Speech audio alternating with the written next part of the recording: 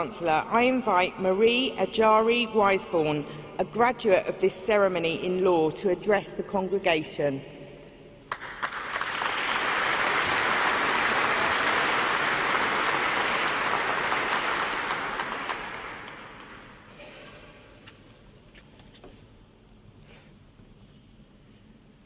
Pro-Chancellor, President and Vice-Chancellor, distinguished guests, family, friends and fellow graduates, please join me to celebrate and thank Sarah and the amazing team that is part of the ceremonies, the sound, the media team. Let's just thank them for what they've done.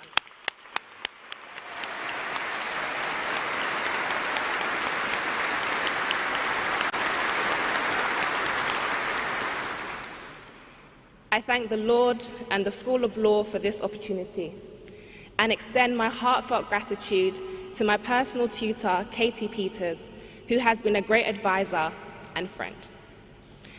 Throughout this law degree, we often learnt about presumptions of law, an assumption that a fact existed or the acceptance that something was true. For example, in child law, a man is presumed to be the legal father if he was married to the mother at the time of the child's birth, unless rebutted with contrary evidence.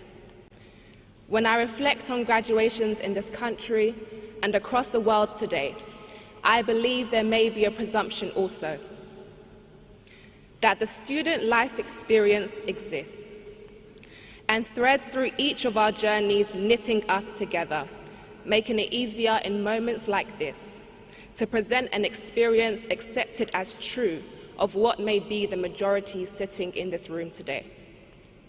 For some of us, the University of Surrey was our first choice uni. We've had fantastic memories and made lifelong friends. But there are others who leave with no one to truly call a brother or a friend. Some families have made immense sacrifices to bring their loved one through university. Others have experienced difficult times, loss, and even grief over the past years. Some of us engaged with the fantastic opportunities our faculties did put on for us and benefited greatly from them, I being one. Others could not, taking on 2 or 3 jobs just to make it through the months leading up to this moment. Yet still, for some it was the conscious decision every single morning to give life another chance, whilst fighting on what seems to be the never-ending battlefront with their mental health. Why take the trouble of listing all these things and bring up the stains of the past on a day such as this? I do so to highlight to us all that we may run on the same track in this race called life, but we have certainly not all experienced it from the same lane. Nevertheless, our past experiences, no matter how ugly or beautiful they may seem to us, they can still serve a purpose. The past should force us to take decisions for a better future by helping to inform the actions we take in the present.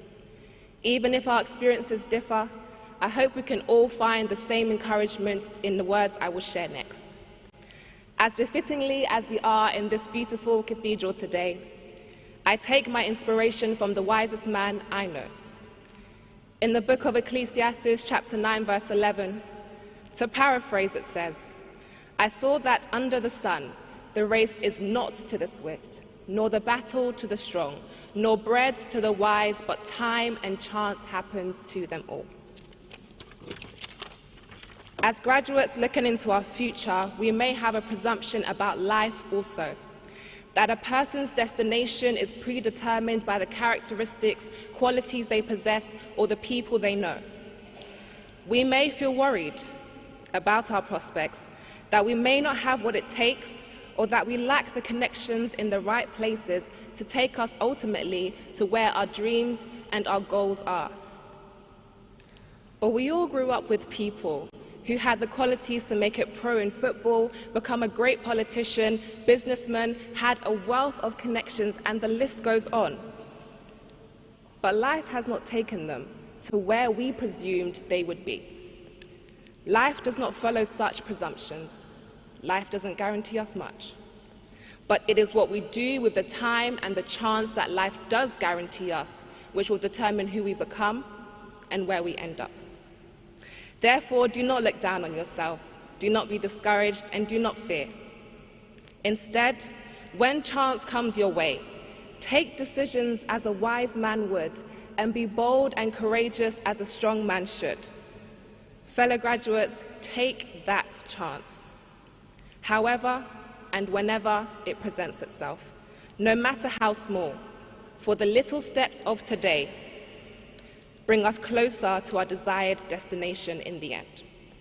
Class of 2022, in a few moments we'll leave this hall, but I pray you remember that time and chance will happen to us all. Time will not always be on our side, for we do not know when we will enter our final lap and breathe our last breath. So with this in mind, as you take those chances, make sure that you take a breath and enjoy this gift that is life. Congratulations, class of 2022. Thank you for listening, and God bless you.